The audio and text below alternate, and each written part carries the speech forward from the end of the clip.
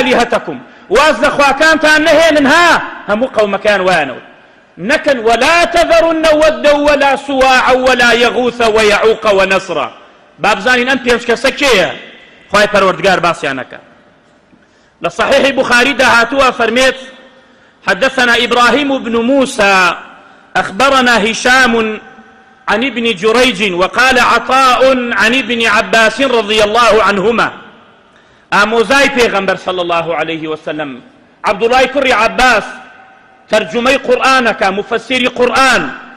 أفرمي هذه إشارتك أبو أمبينجنا وأمبينج كسك إخوان القرآن باسيك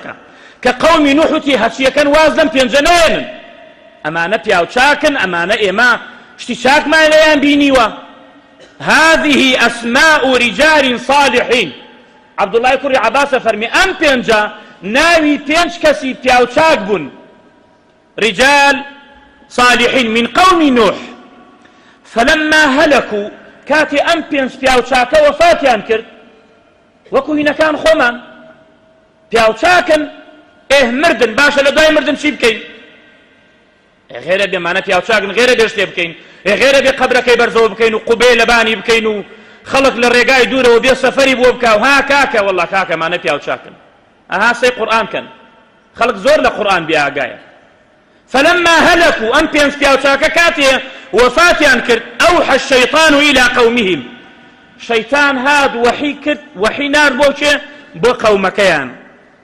وتي شي وتي أن ينصبوا إلى مجالسهم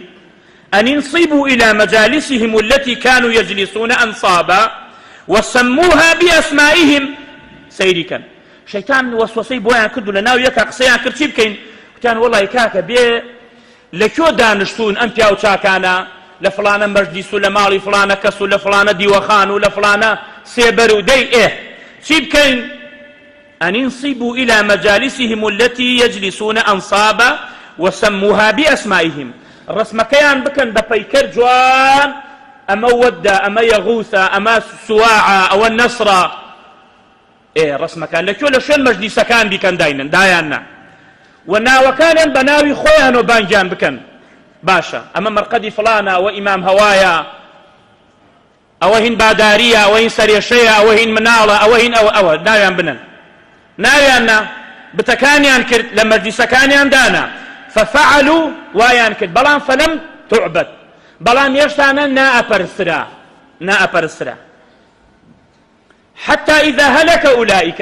يتروا تياو بيراني أو قوم غير أمر صالح دوان دا صالحي خلق أمره خلق مرد منالكانيان قورابن كمنالكانيان قورابو وتنسخ العلم علم كمبو وتنسخ العلم عبدت جهل وتنسخ العلم عبدت علم نما علم كمبو أو منالانك قورابون أي باش أم بتانت شيء كاري لكورا مين فلانا كسا أم وقت خوي واواتي أو تشاك بوا عبدت شيطان تبابا باواتيرانتان أمانيانا برس حيوانيان بويان سربري داوي بارانيان لما نكد داوي مناليان لما نكد والله برسيان يتازد شي ليك يخو مقلاصي أوني بريكاك ما يخون تواو ستوب خلق واني خلق قاطبة توكا بروكاكا ولا باو بابيرم هروا أوردي تقول شو أورتا هو قرآن وكلام إخوايا باو بابيرك اشتكي نزاني بيخ وعيب نية عبدت أفرمي عبد الله كري عباس وصارت الأوثان التي كانت في قوم نوح في العرب بعد يتر دواء قوم نوح هاد بفيغمبران سيري إبراهيم كان هرباسي بتباس سيري همو فيغمبران كباس مانكر همو يان هرهاتن وتيان يا قوم اعبدوا الله ما لكم من إله غيره بس آدم وينه تكبو شريك بوخوا قراردان فيابو يا سيري محمد بيغمبر كان صلى الله عليه وسلم بس إن القرآن سيكم بذات سنة بوخوا ما عليه اعبدوا الله وحده ديني خوا يقدينا بإخلاصي خوا بفرسن لئن أشركت ليحبطن عملك ولو أشركوا لحبط عنهم ما كانوا يعملون إنه من يشرك بالله فقد حرم الله عليه الجنة إن الله لا يغفر أن يشرك به أمهمها الرجل قرآناتها لتعزي كان يخنن ناجدا من شي يعني فأبم شوية شريك بوخوا قراردان فيابو بوي إمام مسلم هر بابي كي دانا ولا بابك يخويا فرمي باب النهي عن بناء المساجد على القبور واتخاذ الصور فيها جاران رسمكانش لجورو بالرسمكان يانش. والنهي عن اتخاذ القبور مساجد. قال حدثنا هشام يعني يحيى بن سعيد أخبرني أبي عن عائشة رضي الله عنها أن أم حبيبة وأم سلمة ذكرتا كنيسة رأيناها بالحبشة فيها تصاوير لرسول الله صلى الله عليه وسلم. أم حبيبة أم سلمة دايك من سلامي رضاي خوايان لبي كخزاني پیغمبر صلى الله عليه وسلم كهجرتها كربو حبشة وهاتنوا چون كنيسيك بينيان أم كنيسية شوني معبدي نصارايا وشن رسميكي تيايا ومزقوتي كان كردو لبانيان بابرين وكو شون كنيسة شون معبدي خويان أويان كردو لبانيان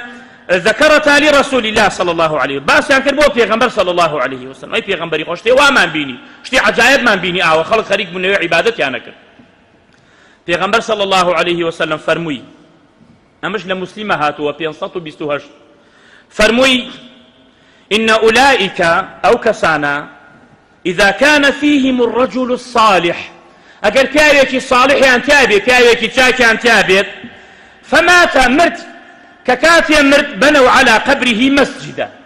مسجدا كاتيا مرت لبان قبركي قبايا كان كر شونه كان كر بوي خلق بشي لو عبادت بك لشان قبرك وعبادت بك سجده بو قبرك بري يا بشي تفيش قبرك وبو نيوج لو اجري زياتره نيوج لو دعاء لو قبول يعني